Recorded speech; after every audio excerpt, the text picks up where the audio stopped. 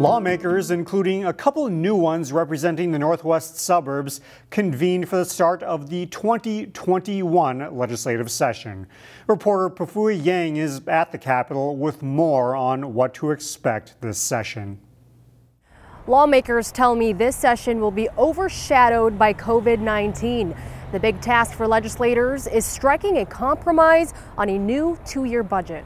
Our cash flow, because of all the closed businesses that generate revenue out of sales tax and other tax revenue methods, our revenue stream is smaller than what we need to keep government going at the current rate. We've seen a lot of disparities uncovered and exacerbated during this pandemic. So the most important thing is to make sure that through the budget we can get the resources to the people that need it the most.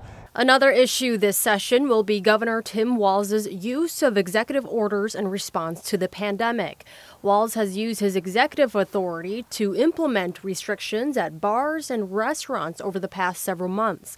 Republican lawmakers want to end those powers. They want more say in how the state handles the virus. The Republicans are going to ask us to do that, and I support the governor, so I probably won't be working with the Republicans on that. The 2021 legislative session won't be like anything normal because the House will be meeting virtually during the pandemic, while the Senate will be trying a hybrid approach. And the state capitol still fenced off and closed to the public.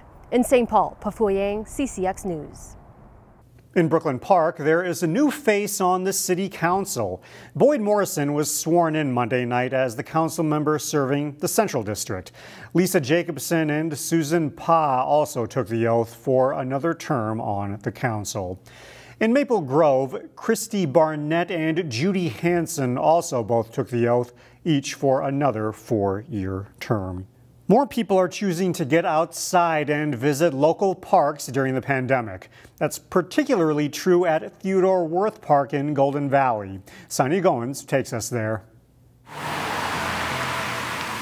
We just had the best weekend. The weather was absolutely fantastic. People are tired of being cooped up inside because of COVID-19. And what better way to beat the winter doldrums than heading to Theodore Wirth Park for some outdoor activities. Get out here and join us. This is winter wonderland here. It just makes you feel good. Anytime you commune with nature, it makes you feel good. It seems like everyone had the same idea. People came out here in droves. And who could blame them? The park is absolutely beautiful this time of year. We've had a tremendous response in regards to people wanting to get out and enjoy our great trails. Snow glistens in the bright sunshine and trees covered with Mother Nature's frozen precipitation, creating the perfect backdrop for winter fun. It's a beautiful day out. You just have to get outside and enjoy it. The Lopet Foundation says business is good, even during a pandemic. After the last snowstorm that happened a couple weeks ago, we've just been thriving, and it's prime time for what we do out here at Theodore Wirth. Okay, let's go. Swing those arms. Some people strapped on skis for the very first time. I just started this year. I like to downhill ski, I like to ice skate, but I'm super excited to get cross-country skiing on the list too. It has really great trails out that are groomed all the time, and the man-made snow is really nice, so you can get out and ski around, which is awesome. Snowshoeing is a great way to explore the snow-covered wooded trails of Theodore Wirth Park. This is the first snowshoe for us of the season. We've been waiting for it. The crunch of snow under your feet can bring about a sense of calm. I love the peaceful feeling of snowshoeing, kind of hiking, but it's like a little bit gentler. Snowshoeing is also a great workout. It was really difficult, and it was our first time ever going. Sonia Goins, CCX News. In Takeout Tuesday, I had a chance to visit a place that's a throwback to a bygone era. Let's take a look.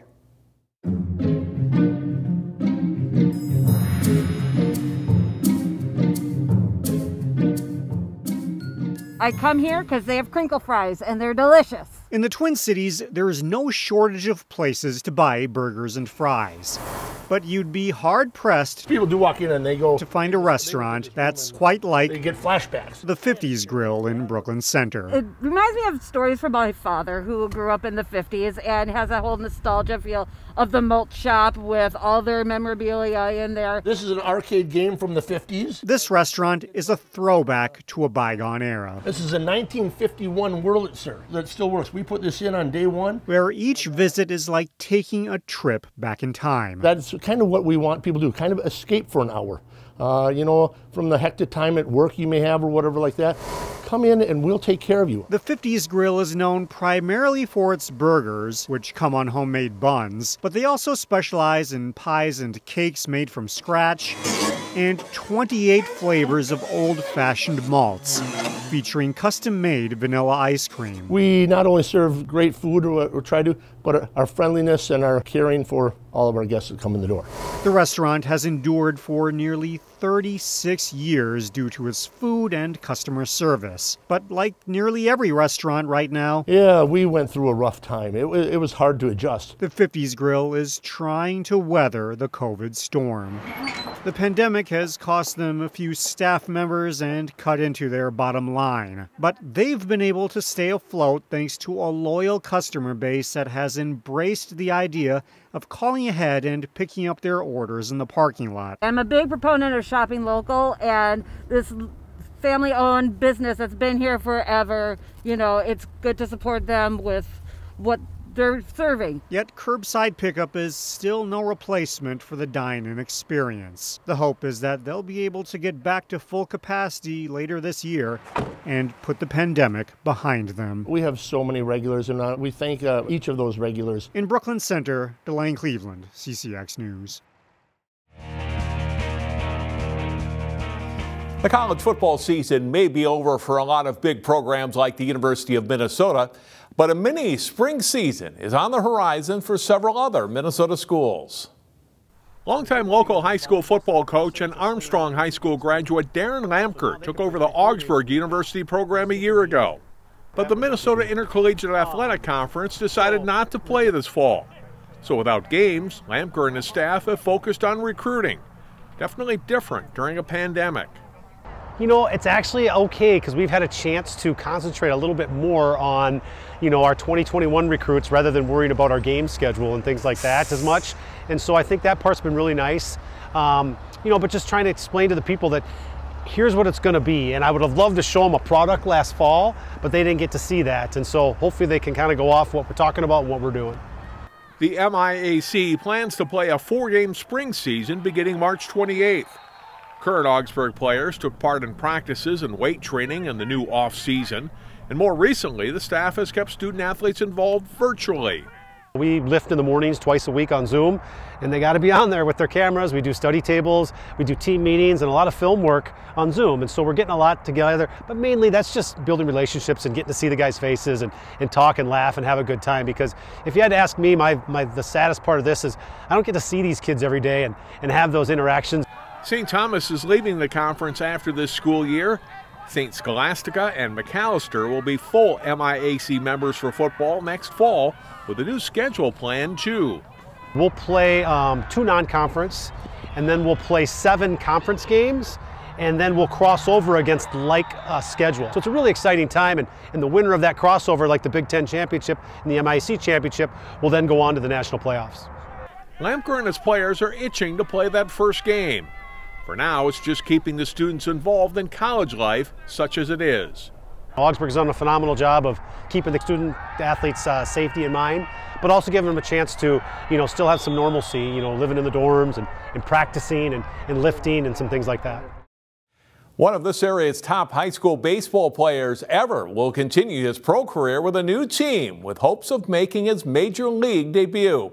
Jay Wilcox of CCX Sports talked with Osseo graduate Tom Wendell about signing with the New York Mets. Very excited. I think after last season and last summer being no minor league baseball, it was kind of unknown what was going to happen going into free agency again. So just kind of around the middle of November, I got a call from my agent, and he said that the Mets were interested in signing me. So it was another opportunity to keep playing. So there was a lot of excitement to keep going forward. Yeah, how tough was this past year, and what was your routine like to try and stay in shape and get some throwing in? Yeah, it was tough. I was at spring training last year with the Red Sox until the middle of March, and then they sent us home. And so then it was all about just keeping up with everything. If we were going to resume play, and they ultimately decided that there was going to be no minor league baseball. So I was at home, and I wasn't on the 40-man roster. So there was a couple pro guys in the area, college guys in the area. We played some pickup games, and we worked together and kind of trained to just keep our arms going just in case we did get a call later in the summer for the big league team. What have the Mets told you about the plans? From what I understand, you did get an invitation to the big league camp this year. Is that right? Yeah. It's right now it's still pretty early. I've been in contact with the pitching coach.